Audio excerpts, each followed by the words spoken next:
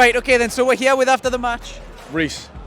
Manny. Yeah, and you were at the match. What did you think? What did you think going into the match? What do you think the score was going to be? I thought to myself, firstly, I thought we were going to do Brentford, but I didn't think 5. Like the way we played, especially when Big Joe came on, absolutely stunning. He changed the game completely, and it's nice to see Maxi come back. Good thing coming into the match against Man U next week.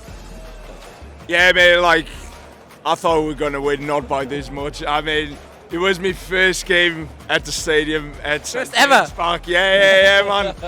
Oh, mate, it was insane. It was insane, mate. It was just... Why is this your first game? So I'm Portuguese, mate, but I've been living with Geordies for a while now, and I've got a Geordie backbone now in me, and oh, mate, this was just the best start to...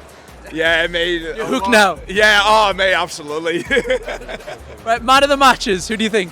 I think for me, Guimaraes, like, honestly, he's been absolutely fantastic playing. The way that his second goal, the way he took it, unreal, but he's controlled the game from start to finish. Trippier again, always plays it, but for me, it was Bruno. Is Bruno the best Newcastle player? Oh, it's a good question. It's good. I think he's the best signing we've had. I mean, Isaac, I want to see him play a bit more. But for me, the best signing, money for what we've got, Bruno's the best one we've got. Yeah, man of the match? Now once again, I'd have to say Trippier, just because of like the way he commands the team. It's just he just gets in there, and like the respect he has from his players, it's incredible. So I'd say Trippier for that. But obviously, mate, like Bruno was just insane today. It was great to see. The whole team deserves a shout because it was a beautiful game to see, mate.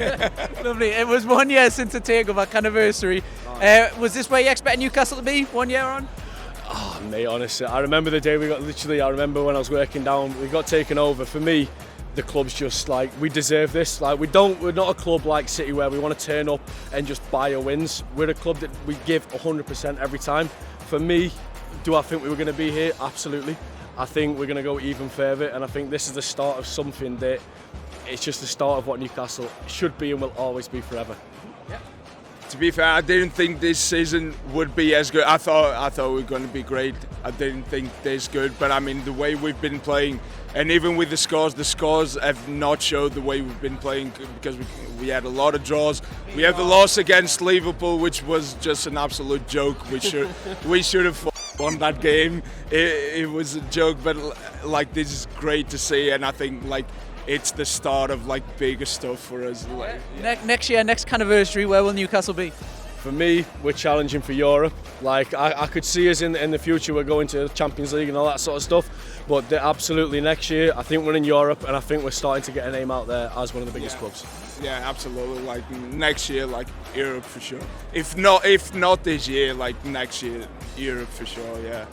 When you seen the team sheet, you had Dan Burns at left back, Longstaff starting, Murphy starting. What was your thoughts when the team got announced? Look, I mean, you had to, like Maxi, yeah, he's come back from injury, but you don't want to put him on for a full 90 because we've got Man U and we need to keep him, just get a bit of minutes in him.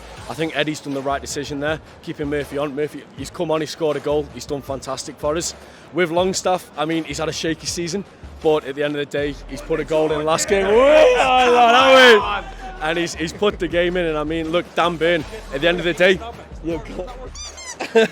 you've got Dan Burn at the back, yeah, absolutely, he's more of a centre-back, but he's that guy in the box that you need to put the head on, and I think he's got a good team sheet there. Everything tactically, we're bringing him on at the times, he's done well. Yeah, I'd just say, like, Big Joe being in the bench, but, I mean, you saw what he did when he came in, like, the team completely, like, he energised the team, so it was great to see. But then again, like, you know, it didn't affect us at all. So, you know, I'll trust Eddie out to do what he does, because clearly he's been doing a good job, mate. Right, 5-1. What was your expectation, honestly, going into the match? 10-0. 10-0. I thought we would have won 3 or 4-0. I put a bet on. I thought Wilson would have scored. Disappointed, but still buzzing. Get out there! Yeah. Come on! Who was man of the match? Bruno's f***ing magic! He was Bruno! But he said no for that. He was the football lady and the famous black and white. And when we win the Premier League, we'll say this. Go! Bruno! Yes! I'm from Manchester. I support Newcastle. This is my city. Who's man of the match? Who's man of the match? Bruno. In the next transfer window, who you want number one? Who we're getting? I reckon we need like long stuff out. Right.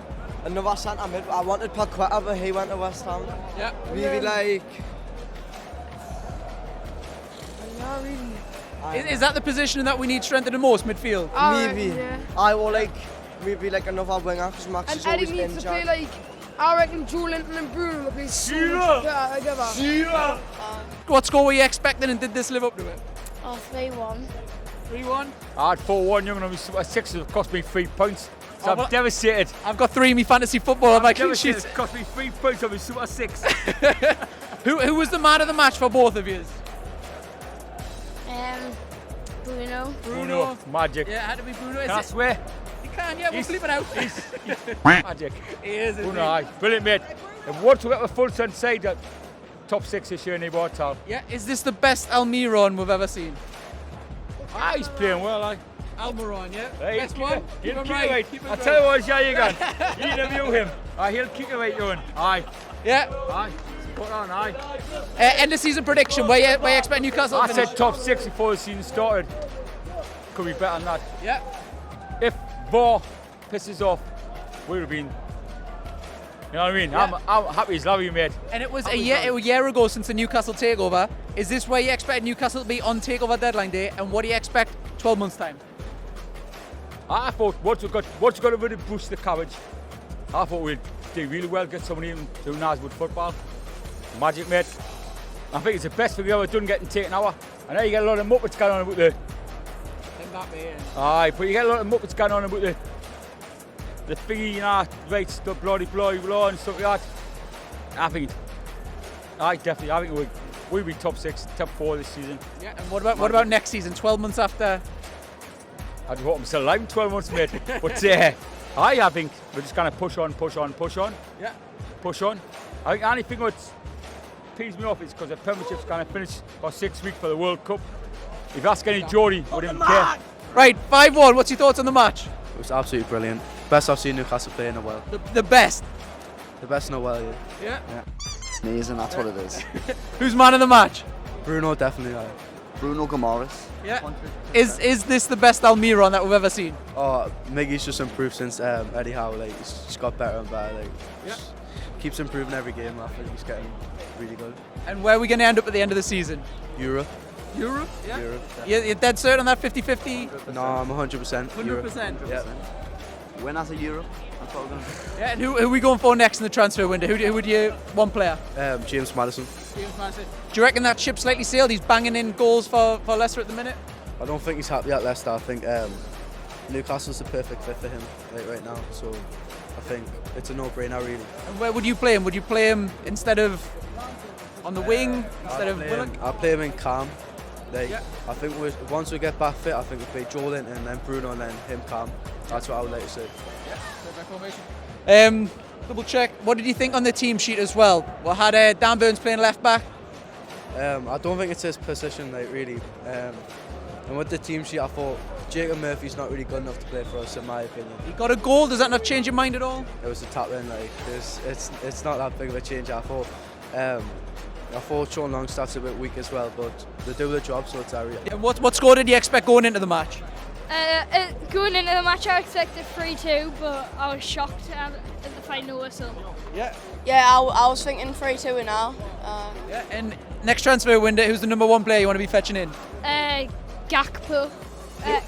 Gakpo, I don't know how to say his name. He plays for PSV, left winger. Yeah, highly rate him, yeah? Yeah. Okay, yeah. I think anyone who Eddie Howe likes to look off, to be fair, because he's been cracking so far. 5-1, what's your thoughts on the game? Absolutely top class, mate. What score were you expecting going into the game? I thought we'd win. I've got to be honest. Like Fulham, I know they had 10 men, but that convinced me. I thought we'd definitely win. I thought maybe 2-3-0, but really impressed with what I saw today. Yeah. So. Who's your man of the match? It's got to be Miggy Almiron. Like, you know what I mean? Like, I had my doubts about him at the start of the season. I was like, you know, we've had all this money. Should he be one of the people that's replaced? But he's really stepped up, and maybe that's because he thinks like he could get replaced, but at the same time, you know what I mean? If he steps up, like for me, no matter how far Newcastle goes, there's a place for Miggy Almiron, whether it's on the bench, but he's proven himself to be worthy of the squad. So St Maximin, we've seen him come back. Are you expecting him to start ahead of Almiron, or Almiron, does he keep St Max out the team? Well, I think, Maxi replaces Jacob Murphy. I know he scored today, and Murphy's, he's doing all right, but I think, he takes place of Jacob Murphy. Almiron doesn't get dropped. I think when Isak comes back, there's a chance. But would you start him on the wing, Isak? You can't drop Callum Wilson, can you? You can't drop Callum Wilson. Like, you know what I mean? Like, he got an assist today. He scores every time he plays. Like, he'd be in that England team if he didn't get injured so much. You know what I mean? So, would you rank him as the second best English striker, third, fourth? Well, there's obviously Harry Kane. Yeah.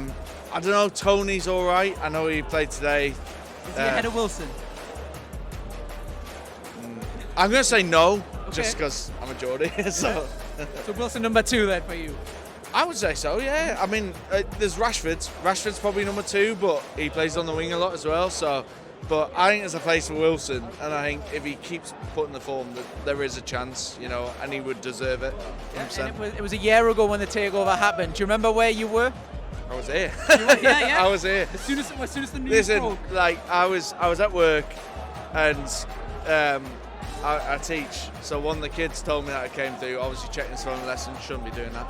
But told me it happened, and I realised it had happened, and then came straight back early from work.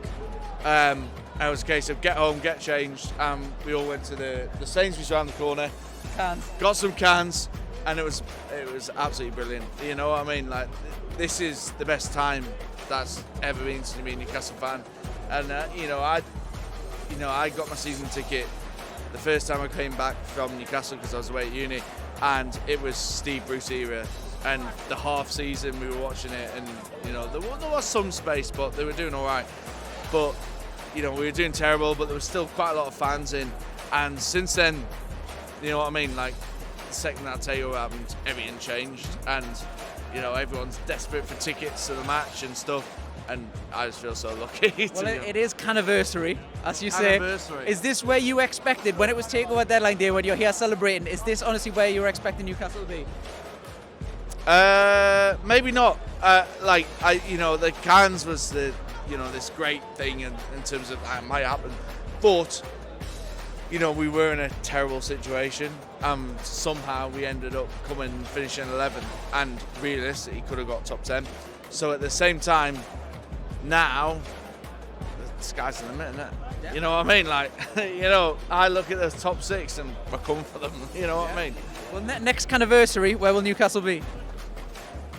At least in Europe, 100% will be at least 7th. I think. The top 6 is quite strong.